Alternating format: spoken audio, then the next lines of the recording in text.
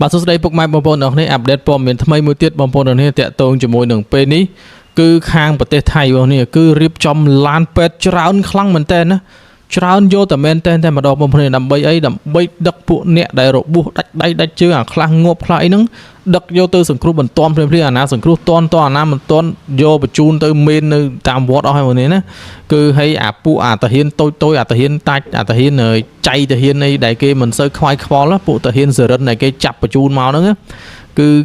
អាហ្នឹងគេអត់សូវចាប់អាហ្នឹងគេអត់សូវគោដៅគេអត់សូវចាក់សង្គ្រោះយកមកសង្គ្រោះខ្លាំងឯណា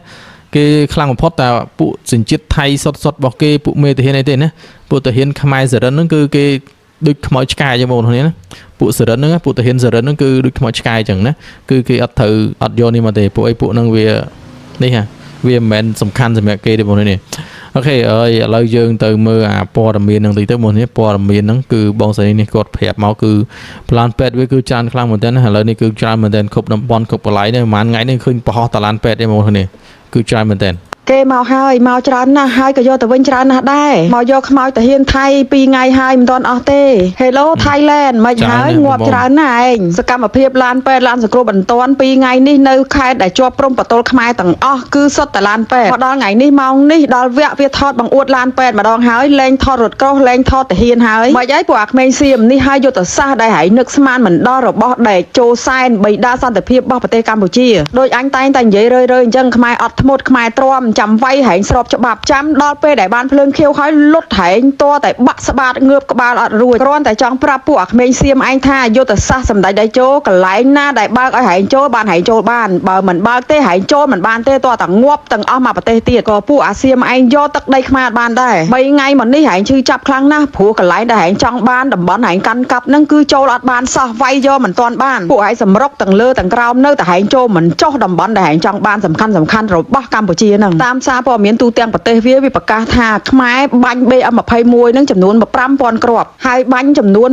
125ដងបាញ់ឆ្ពោះទៅកន្លែងទីតាំងសំខាន់របស់ពួកថៃនឹង33ទីតាំងធ្វើឲ្យពួកអតាហ៊ានថៃនឹងងាប់រាប់រយនាក់នឹងលបួសដល់តែ60នាក់ឥឡូវពួកវាកំពុងតែជួយច្បល់ឆ្លេឆ្លាដោយមាត់រពងអញ្ចឹងរឿង BM21 របស់កម្ពុជានឹងគ្រាន់តែទប់ហើយបកទៅវិញណាអត់ទាន់ចូលដីឯងទេហើយក៏អត់ឲ្យពួកអាសៀមឯងលើសបន្ទាត់ក្រហមរបស់កម្ពុជាដែរហើយកម្ពុជានៅមានច្រើនទៀតមិនទាន់បញ្ចេញអស់ទេកំដរឲ្យដល់ទីបញ្ចប់នេះត្រឹមតែ BM21 ហ្នឹងហែងងាប់ដល់ថ្នាក់ហ្នឹងហើយទម្រាំតែហើយអនុយុរដ្ឋមន្ត្រីឆ្កែចាំផ្ទះនេះធ្វើសម្ដែងស្រក់ទឹកភ្នែកថាតាហ៊ានវាងាប់ច្រើនណាស់វាថាវានឹងទទួលខុសត្រូវដល់គ្រួសារកងទ័ពដែលបានពាក់លីទាំងអស់ហ្នឹងពេលដែលអ្នកកសែតសួរថាតើមានការខូចខាតខ្លាំងទេនៅតាមបន្ទាត់ព្រំដែនហ្នឹងពេលដែលចូលសែនប្រទេសកម្ពុជាហ្នឹងឆ្លើយតបមកប្រទេសថៃវិញប្រើសិទ្ធិការពារខ្លួនវាយបកវិញនេះអនុយុរដ្ឋមន្ត្រីអត់កំណត់ឆ្កែចាំផ្ទះនេះអត់ឆ្លើយសំណួរហ្នឹងទេគឺឆ្លើយរឿងផ្សេងវិញអត់ហ៊ានឆ្លើយមិនចេញព្រោះងាប់ច្រើនពេកតាហ៊ានខ្ទេចក៏ខ្ទេចដែរព្រោះខ្លាចបាក់មុខអាម៉ាស់មុខទូទាំងប្រទេសព្រោះវាប្រឹងរៀបចំកម្ពុជា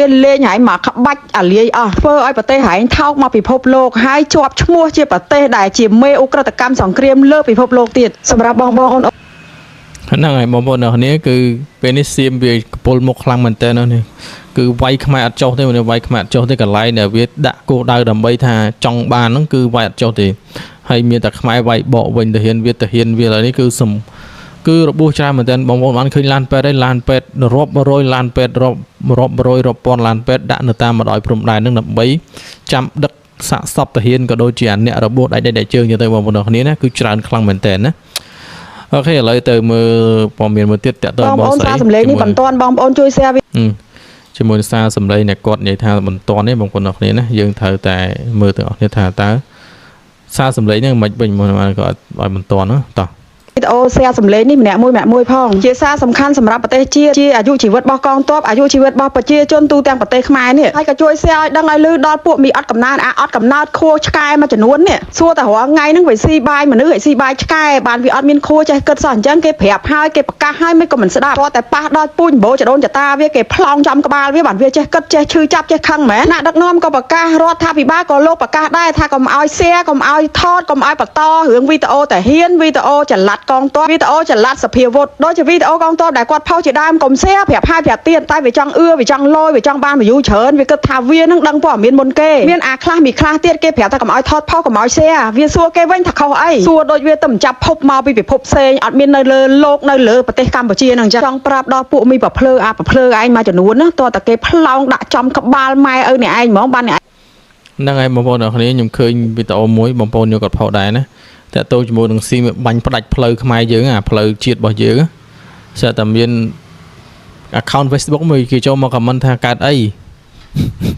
សួរថាកើតអីណាថៃបានដាច់ផ្លូវសួរថាកើតអីណាហើយម្ចាស់ account Facebook ថាដេកវិញទៅណាមិនមើលមិនងើបមកទេឯងដឹងថាអាហ្នឹងវាខុសអីឮសារសំឡេងតាហ៊ានគាត់និយាយនឹងហើយញ័រសាច់តែត្រើតហ្មងណាបងប្អូនជួយ share សារសំឡេងនេះទាំងអស់គ្នាផង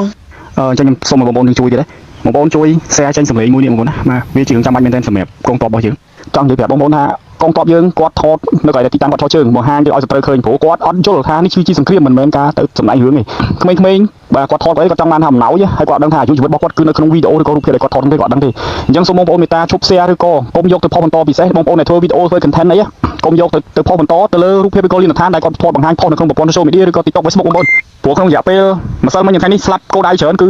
បងប្អូនយើងអ្នកដែលគាត់ថតហ្នឹងតែម្ដងហើយមួយទៀតបើជួយគ្នាបងប្អូនខ្វាយជួយគ្នាគួរតែជួយទៅលើការចូលទៅក្នុង account Facebook របស់ថៃហើយ share ទៅលើទីតាំងឬក៏កន្លែងចោះជើងរបស់ទ័ពថៃដែលវាផុសមកខ្មែរយើងឃើញវិញវាជារឿងភាសាណាខ្ញុំសុំប៉ុណ្ណឹងក្មេងៗទាំងអស់នោះគាត់យល់ថាការធ្វើសង្គ្រាមអីអញ្ចឹងគាត់អត់ដឹងថាលឿនឋានគឺជាកន្លែងថែរក្សាជីវិតនិងជាទីកំបាំងហើយគាត់ដឹងថាខ្លួនឯងនៅចាំវាយសត្រូវត្រូវឡើងមករកទីតាំងដើម្បីវាយយើងអញ្ចឹងពាក្យថាឡើងមករកវាអត់ស្រួលទេតែបើឡើងមកឲ្យចំតែម្ដងបានវាស្រួលអញ្ចឹងគាត់អត់យល់សោះគាត់យល់ទេបាទអញ្ចឹងបងប្អូនជួយ share សម្លេងខ្ញុំចេញតិចហើយកុំព្យាយាមបន្ត share ទៅលើរូបភាពកងទ័ពរបស់យើងដែលគាត់ផុសថ្ងៃនេះសូមណែនាំសាប៊ូដុសខ្លួនរបស់កូនខ្មែរឯងហ្មងបានឯងឃើញលេងត្រូវតែនាំគ្នាបិទព័ត៌មានខ្មែរយើងកុំមក share ណាព្រោះអីបងប្អូនកងទ័ពយើងមួយចំនួនគាត់គាត់អត់ទាន់យល់ច្បាស់ប៉ុន្តែជើងចាស់គាត់ដឹងហើយណាបងប្អូនក្មេងៗមួយចំនួនណាគាត់ជាថតជាអីមកអញ្ចឹងទៅបងប្អូនណាអញ្ចឹងហើយធ្វើឲ្យប៉ះពាល់ទៅដល់សុវត្ថិភាពរបស់គាត់ផ្ទាល់តែម្ដងណាហើយសារតែសត្រូវនេះវាចា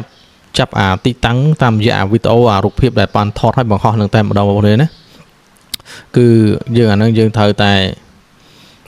រក្សាការសម្ងាត់តែម្ដងយើងកុំ share ណាហើយកុំផុសកុំអីទាំងអស់ណាកុំ share កុំអីទាំងអស់ណាដូចខ្ញុំនិយាយយើងផុសតាព័ត៌មានណាដែលជួយទឹកចិត្តកងទ័ពដែលមានប្រយោជន៍ដល់ប្រទេសជាតិយើងបានហើយណាបើអាចនាំគ្នាទៅផុសបំពុលនៅក្នុងសង្គមរបស់ថៃណានៅក្នុងបណ្ដាញសង្គមរបស់សៀមវិញណាដើម្បីឲ្យពួកវាវល់ព័ត៌មានទៅណាកុំមកបោះពេញនឹងដើម្បីឲ្យពួកវាចាប់ទីតាំងបានណាយើងត្រូវចាំយើងត្រូវដឹងបងប្អូនណាយើងត្រូវដឹងណាពួកឯងយើងមានបទពិសោធន៍ឯងបងប្អូនយើងបទពិសោធន៍ហើយជាក់ស្ដែងគឺចឹងមែនណាសម្បីតែនៅសង្គ្រាមអ៊ុយក្រែននិងរុស្ស៊ីក៏អ៊ុយក្រែនបានប្រើប្រាស់អាយុទ្ធសាស្ត្រហ្នឹងណាចាប់ទីតាំងរបស់ពួកក្រុមរុស្ស៊ីហ្នឹងដែលយកទូរស័ព្ទទេទៅគ្រួសាររបស់គេហ្នឹងចាប់តាមប្រព័ន្ធហ្នឹងហើយដឹងគោលដៅដឹងទីតាំងបាញ់សម្លាប់តែម្ដងនេះណាហើយបន្ទាប់ពីបាញ់ស្លាប់ឈរដោយសារតែអាការទេទូរស័ព្ទហ្នឹងពួករុស្ស៊ីហ្នឹងគេក៏បានឈប់ទៅវិញមកនេះប៉ុន្តែកម្ពុជាយើងត្រូវតែប្រយ័ត្នឲ្យមែនតើតកតងជាមួយនឹងទូរស័ព្ទនេះណាបើអាចទេបិទសេវាបិទអីចោលដាក់យន្តហោះអីចោលសិនទៅបងនេះណានឹងអ្នកដែលទាហានកងទ័ពប៉ុន្តែបើគាត់ទាហានជួមុខឲ្យគាត់គ្មានពេលមកចុចទូរស័ព្ទទេណាប្រហែលជាគាត់កំពុងតែរវល់ប្រយុទ្ធជួលអីយ៉ាងនេះណាអញ្ចឹងយើងត្រូវតែគ្រប់គ្រងត្រូវតែជួយគ្នាក្នុងការទប់ស្កាត់កុំយកមក share ឲ្យពេលនេះយើងត្រូវតែរួបរวมគ្នាយើងត្រូវតែតាមដានព័ត៌មានឲ្យច្បាស់ណាព័ត៌មាននឹងអ្វីក៏ដោយក្នុងសង្គមនឹងយើងត្រូវតែតាមដានណាអ្វីដែលគេមិនឲ្យធ្វើយើងកុំធ្វើណាហើយយើងត្រូវយល់ដែរណាពេលខ្លះកុំចេះតែផុសមួយប្រទេសផ្ដាស់បងប្អូនអ្នកគ្នាអូខេហ្នឹងហើយបងប្អូនវីដេអូយើងមានតែប៉ុណ្្នឹងទេឥឡូវកុំឲ្យខាតពេលច្រើនគឺចាំជួបខ្ញុំនៅវីដេអូបន្តទៀតបងប្អូនគឺមានព័ត៌មានថ្មីបន្ថែមទៀតខ្ញុំនឹងធ្វើការអាប់ដេតជាបន្តទៀតបងប្អូនអ្នកគ្នាណាអរគុណច្រើនបាយបាយ